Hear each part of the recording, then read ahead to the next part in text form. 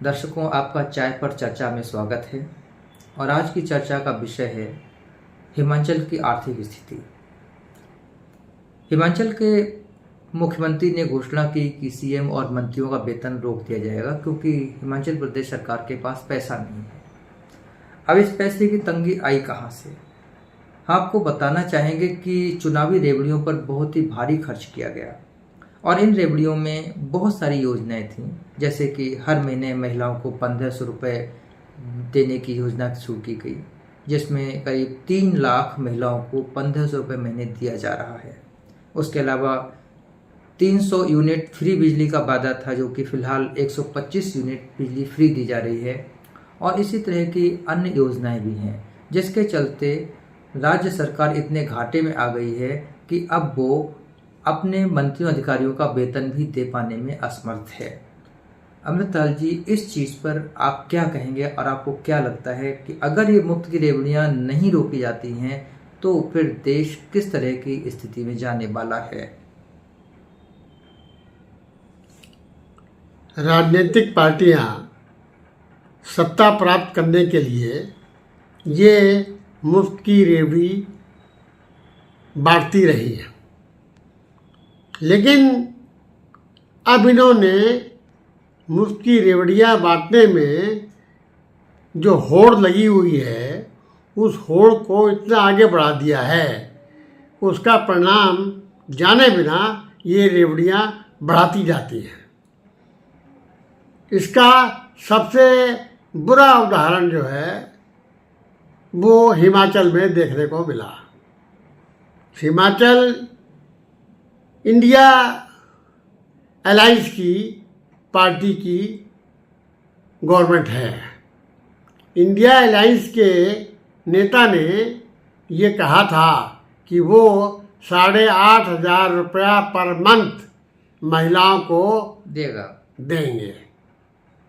इसके विपरीत हिमाचल प्रदेश में 1500 रुपये महीना जो है वो औरतों को दिया जा रहा है। और वो भी जो उनकी 15 लाख महिलाएं, 15 करोड़ महिलाएं हैं, उनमें से मात्र 3 लाख को दे रहे हैं। 2,90,000 महिलाओं को ही 1500 रुपये का भत्ता दिया जा रहा है। सवाल ये है कि ये घोषणाएं करते वक्त उन्होंने ये ध्यान नहीं दिया था कि ये पैसा कहाँ से आएगा, और अगर ये पूरी नहीं होंगी तो पब्लिक क्या उस पर क्या असर होगा? क्या ऐसी गवर्नमेंट दोबारा फिर चुन के आ सकेगी? कदापि नहीं आएगी। एक बार तो आदमी उसे लालच में आके वोट दे देता है, लेकिन बाद में जब लालच उसका पूरा नहीं होता है तो फिर वो उसे नकार देता है। आज हिमाचल के आगे ये स्थिति आ गई कि मुख्यमंत्री को ये कहना पड़ा कि हम और हमारे मंत्री जो हैं वो 2 महीने का वेतन और भत्ता नहीं लेंगे। ये नहीं कहा छोड़ देंगे, नहीं लेंगे, खाली स्थगित किया गया है। लेकिन अगर वो छोड़ भी दें तो ये भी उनके मुंह में जीरा है। 2 महीने वेतन भत्ते से होगा क्या छोड़ने से? क्या कुछ नहीं होगा। इसके लिए सुप्रीम कोर्ट को ही आगे आना पड़ेगा कि वो राज्य सरकारों को या राजनीतिक दलों को इस मुफ्त की रेवड़ी बांटने से रोके। अगर ये नहीं रुकी तो इसका हाल फिर हिमाचल जैसा ही अन्य राज्यों पर भी होगा। एक तरफ इसका जो साइड इफेक्ट, जो बहुत बुरा असर है, क्या वो टैक्स पेयर और आम आदमी पर भी पड़ रहा है? आखिर वो किस पर पड़ेगा? जो आम आदमी है, जो टैक्स पेयर है, वही तो पैसा देता है गवर्नमेंट को। वो पैसा आपने गवर्नमेंट टैक्स पेयर से ये कह के नहीं लिया था कि हम इस पैसे का उपयोग जो है इस काम में करेंगे।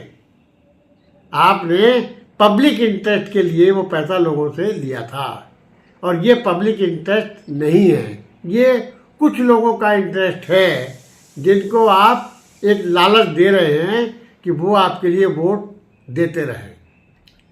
शायद इसीलिए जो चीज़ों के दाम बहुत ज़्यादा बढ़ते चले जाते हैं उसका एक यही बहुत बड़ा कारण है कि हमें हर तरह से पैसा जुटाना है कि हम लोगों को लालच दे पाएँ, उनके लालच को पूरा करें और फिर जो है अपनी सरकार बनाते रहें। इसके बहुत गंभीर परिणाम होंगे अगर सुप्रीम कोर्ट ने कोई डायरेक्टिव इसे नहीं किया।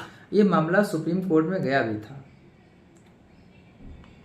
अगर गया था तो सुप्रीम कोर्ट को इस पर निर्णय लेना चाहिए था, लेकिन वो निर्णय हो नहीं पाया था। लेकिन वो निर्णय लेना पड़ेगा क्योंकि राजनीतिक दल तो कोई निर्णय लेने से रहे नहीं। उन्हें तो अपनी सत्ता से मतलब है और सत्ता किसी की भी हो, ये केंद्र प्राकृत राजनीतिक दल सत्ता प्राप्त करने में लगे हुए हैं। तात्पर्य सीधा से ये है कि हम अपनी सत्ता पाने के लिए कुछ भी कर सकते हैं और जो टैक्स आता है, और टैक्स तो लगभग हर व्यक्ति देता है, कोई डायरेक्ट टैक्स देता है और कोई चीज़ों को खरीदने पे टैक्स देता है। आज तो हर व्यक्ति चाहे वो कोई चीज़ खरीदने जाए, बेचने जाए या उसको रिपेयरिंग कराए, उसको टैक्स देना ही देना है। नतीजा ये है कि आम आदमी की स्थिति बहुत ख़राब हो रही है और सरकारें अपने रेवड़ियों को बांटने के लिए आम आदमी का खून चूसे पड़ी हैं। यह बिटर फैक्ट मुझे समझ में आया और अगर मुझे लगता है कि अगर हिमाचल प्रदेश से सबक नहीं लिया गया तो स्थितियां बहुत ही गंभीर होने वाली हैं। इसमें कोई दो राय नहीं है कि स्थितियां गंभीर होंगी और इस पर अगर कोई निर्णय ले सकता है वो मेरे ख्याल से सुप्रीम कोर्ट ही है। आपका बहुत बहुत धन्यवाद इस मुद्दे पे बात करने के लिए। हम फिर मिलते हैं किसी और ज्वलंत मुद्दे को लेकर। नमस्कार। Thank you.